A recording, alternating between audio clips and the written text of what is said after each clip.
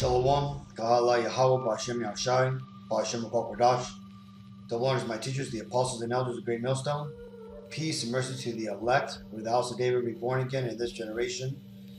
And Shalom to the 130 Yasharallah, who today are known as the Negroes, Latinos, and Native Americans, who before losing their true heritage were known as, and still are, the true Hebrew Israelites of the Holy Bible.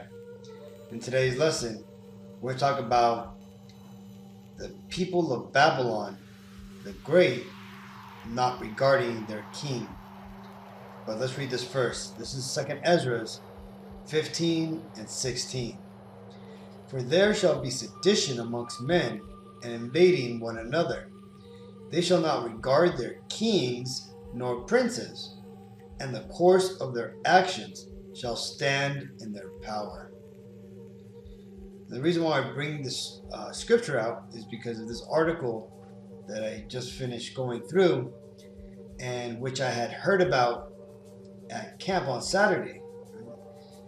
It caught my ear, and I was, I thought I'd look into it, and lo and behold, like always, right, it's true, right? They actually told Biden not to come to the 30th or 20th anniversary of September 11th, right? Now, they actually gave an ultimatum, which we're going to read into this, but this is just prophecy playing out, right? Where the people are not going to regard their kings anymore, right? And you can clearly see this with President Biden, because his approval ratings are so low, and there's so many people who are not happy with his actions or his performance, especially his performance, because again, man, he's rightfully received the moniker Babylon Biden, right? Because this man, he obviously has a mental issue, right? He has cognitive issues which are getting worse and worse. And this is more likely how Kamala Harris is going to get into the presidential seat, man. You even had the ex-president Jimmy Carter, explain the narrative of how America will get its first woman president. That basically the elderly president's going to ultimately die or be taken out of office, and the woman vice president will then step in. We'll nominate a man for president and a woman for vice president. And the woman and man will win. So you'll end up with a president, a male, and a vice president, a female. And in that term of office of the president will die. And the woman will become president under the law or constitution. And once that barrier is broken, from then on, men better be careful, because they'll have a hard time ever even getting. Right? And wouldn't it be fitting that a Judite woman is in charge of Babylon the Great when the Messiah returns? Right? That'd be freaking just perfect, right? But regardless if that happens or not, this is just the point I wanted to make, is that, Babylon the Great is not regarding their king. And when you look around the world to other places, you have people right now going after Macron, the president of France.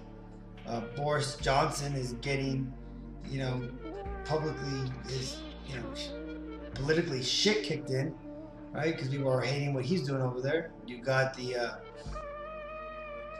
politicians, prime ministers, presidents all around the world, seeing large amounts of unrest, because again, prophecy is playing out. The Lord is rising the spirits of the people of the world to start to rise up against their leadership.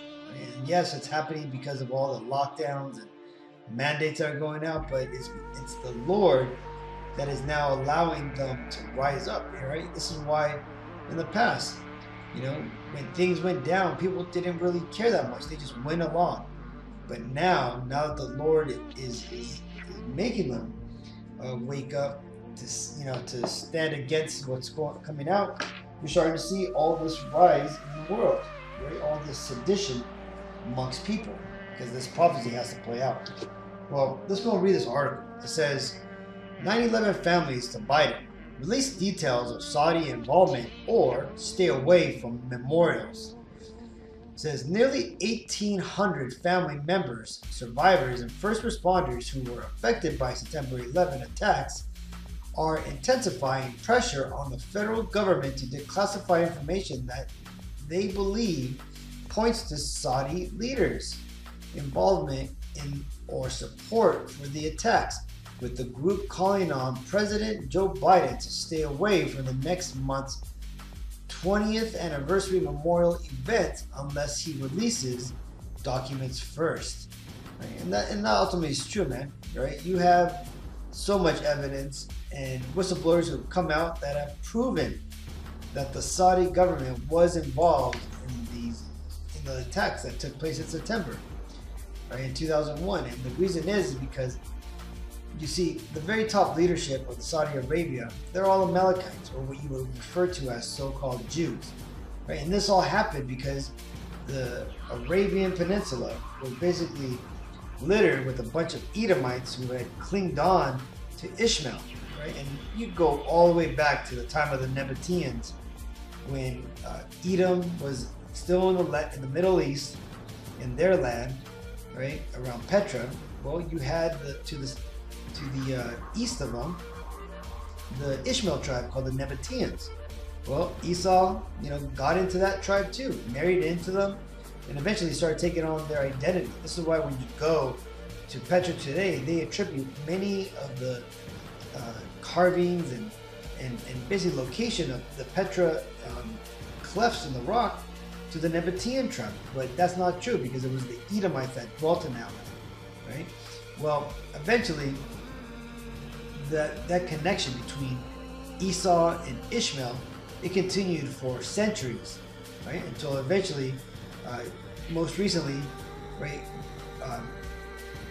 manifested in the Ottoman Empire, which was basically Ishmael's time to rise up and rule the Levant area, man, right? This is where you get Islam rising as a religion, and the whole Quran coming through from the writings of Muhammad, who was heavily influenced by the Vatican, right? This is where all that comes from. Well, Esau, just like in every other nation, he crept up into the Ottoman Empire, right? And he got to the very top. And that's why today, when you look at who actually runs the UAE, Saudi Arabia, Qatar, and all these other places, usually at the very top, you're going to have Edomites, right? Or so-called Jews, Amalekites, who are actually the leaders of these countries. So again, the Saudi Arabians did work with the American, the Mossad, and all of Israel, secret governments to perform what had happened on September 2001. And why is that? Well, because Esau, the so-called Caucasian race, right, the elites of that nation, had an agenda to basically take over the Middle East and to fulfill what they refer to as the Greater Israel Project, which is basically the Israelis taking over all of the Middle East, right? What is supposedly promised to them, but in fact is promised to the true Israelites, who are us Negroes, Latinos, and Native Americans, right? But this is ultimately just the devil trying to get his hands on what is not his. Let's continue. The family members and survivors say Pentum Bam, the FBI's investigation that wrapped up in 2016, uncovered support provided by Saudi officials for the attackers. The Obama and Trump administrations both declined to declassify documents from the probe, citing national security concerns. Right? And these national security concerns, what are those? Is that the government was in on it, right? And that these devils basically pushed these things through to get the U.S. into a war. And this isn't just me saying, right? Let's actually listen to top-ranked General Wesley Clark say it himself. Because I'd been through the Pentagon right after 9/11. About 10 days after 9/11, I went through the Pentagon and I saw Secretary Rumsfeld, and and Deputy Secretary Wolfowitz, I went downstairs just to say hello to some of the people on the Joint Staff who used to work for me, and one of the generals called me and he said, "Sir, you got to come in and talk to me a second." I said, "Well, you're too busy." He said, No. He says, "We've made the decision. We're going to war with Iraq." This was on or about the 20th of September. I said, "We're going to war with Iraq. Why?" He said, "I don't know." He said, "I guess they don't know what else to do." So I said, "Well, did they find some information connecting Saddam to Al-Qaeda?" He said, No. He says, "There's nothing new that way. They just made the decision to go to war with Iraq." He said, "I guess it's like we don't know what to do about terrorists, but we've got a good military and we can take down governments." And he said, "I guess if the only tool you have is a hammer, every problem has to look like a nail." So I came back to see him a few weeks later, and by that time we were bombing in Afghanistan. I said, "Are we still going to war with Iraq?" And he said, "Oh, it's worse than that." He said, he reached over on his desk, he picked up a piece of paper, and he said, I just got this down from upstairs, meaning the Secretary of Defense's office today, and he said, "This is a memo that describes how we're going to take out 7 countries in 5 years, starting with Iraq and then Syria, Lebanon, Libya, Somalia, Sudan, and finishing off Iran."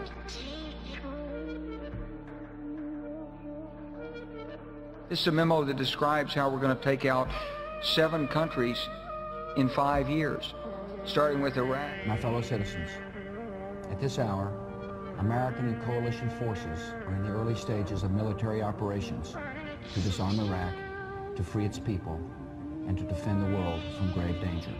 And then Syria. We had a chance to talk about a wide range of international issues, including the situation in Syria.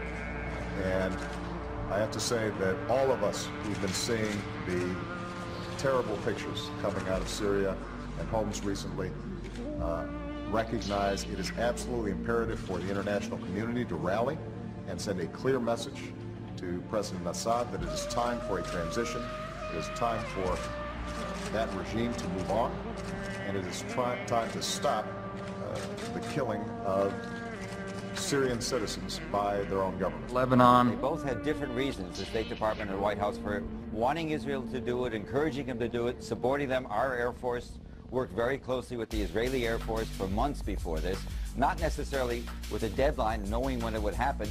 It was always going to be whenever there was an incident, they would take advantage of an incident. The word I used was fortunate timing. When the Hezbollah grabbed some of the Israeli soldiers in early July, that was then a pretext, I think that's the only word, for a major offensive that had been in the works a long time. Libya. Today we can definitively say that the Gaddafi regime has come to an end. The last major regime strongholds have fallen. The new government is consolidating the control over the country, and one of the world's longest-serving dictators is no more. Somalia. Well, violence isn't only on the rise in Afghanistan. In fact, it looks like America's shadow wars have now increased by 1. Drone strikes have long been reported in Pakistan and Yemen, but now there's news that a week ago, a U.S. drone aircraft fired on 2 leaders of the Somalian organization Al-Shabaab. Sudan. President Obama is sending 100 combat-equipped troops to Central Africa to advise local forces on getting rid of one of the continent's most vicious operatives, Joseph Kony, the head of the Lord's Resistance Army, a group responsible for atrocities across the region. It's the first open deployment of U.S. ground combat power to Africa since the Black Hawk Down incident in Somalia in the 1990s that killed 18 troops. U.S. troops may wind up now in Uganda, South Sudan, the Central African Republic, and the Democratic Republic of the Congo. It's part of a growing military effort to engage in Africa. Finishing off Iran.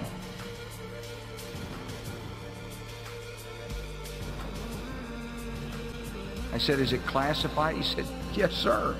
I said, "Well, don't show it to me." And I saw him a year or so ago, and I said, "You remember that?" He said, "Sir, I didn't show you that memo. I didn't show it to you." I'm sorry, what did you say his name was? I'm not going to give you his name. So go through the countries again? Well, starting with Iraq, then Syria and Lebanon, then Libya, then Somalia and Sudan, and then back to Iran.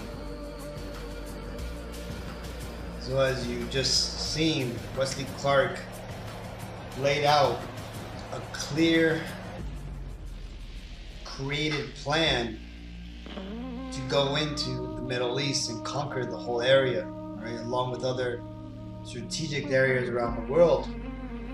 Right? So this was obviously done before the events of the September incident, and the reason is because, you see, I don't gotta tell you people, right, that false flags is something that this government is very familiar with, and in fact uses as a tool in their arsenal, right? Especially when they need a reason to go into war. Well, you can just see the picture that I have up now, is that the U.S. bases are now clearly surrounding Iran. And if you've been following the news and my lessons in the last couple of days, weeks, even months, you can see that there's been an uptick in the war drums for war against Iran, namely from the Israelis, right? The top tribe of Edom, the Amalekites. Well, we're there, people. This is what's going to ultimately happen, right? And this, I said all of this to say all this started with these Saudi Arabians who helped to orchestrate these events, right? The same events that the families of the victims want to have it revealed officially that they were involved in. Why is this? Why is this happening now that these people are rising up? So besides them rising up against their king, well, because there's another prophecy that the Messiah said would happen, right? So this is Luke 12:2. For there is nothing covered that shall not be revealed, neither hid that shall not be known. Right? And you see, so right now, you gotta just, it's definitely growing. But when you ask anybody about the events of September 2001, a lot of people really know what happened there, right? They may not know all the fine details about, what was in the buildings and whatnot. And there's some people who also go off by saying some outlandish claims, right? But the whole point being is that they just don't trust the JOV anymore, man. They know that they were involved on it, and they know that it was to start all these wars that we have gone through, right? And these families are now starting to stand their ground, right? Making it public that they don't want the president at the memorials unless he's going to actually come out with the truth. Let's continue. As a 2020 presidential candidate, Biden expressed support for the 9/11 families' search for full truth and accountability regarding the attacks, and said he would direct his attorney general to personally examine the merits of all cases where the invocation of privilege is recommended, and to err on the side of disclosure in cases where, as here, the event in question occurred 2 decades or longer ago.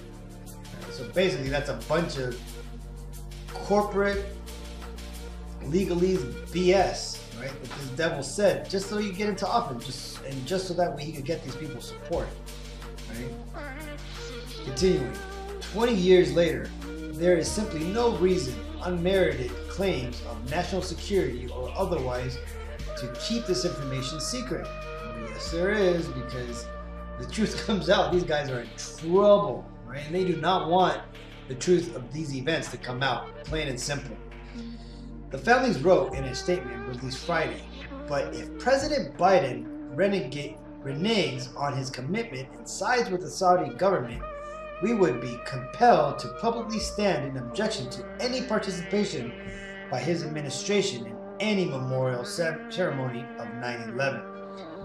Right? So you see that? So these people, they don't want to have anything to do with the president, and if he's not going to stand by his words, which these devils, they never keep their words, man. Right? They just do what they need to do to get into power. This is 2 Thessalonians 2:3. Let no man deceive you by any means, For that day shall not come, except there come a falling away first, and the man of sin be revealed, the son of perdition. Right? And that's ultimately what's happening, man. All these events, all these betrayals, all these going back on words, and everybody seeing how these Edomites conduct themselves is all due for this prophecy to play out, that the man of sin is revealed, and that everybody understands that that is these Edomites who are the son of perdition, the sons of destruction, right? They're gonna see that they're behind basically everything in this world that has caused basically to be destroyed, right? The environment, the economy, the wars, the corruption, the pedophilia, right?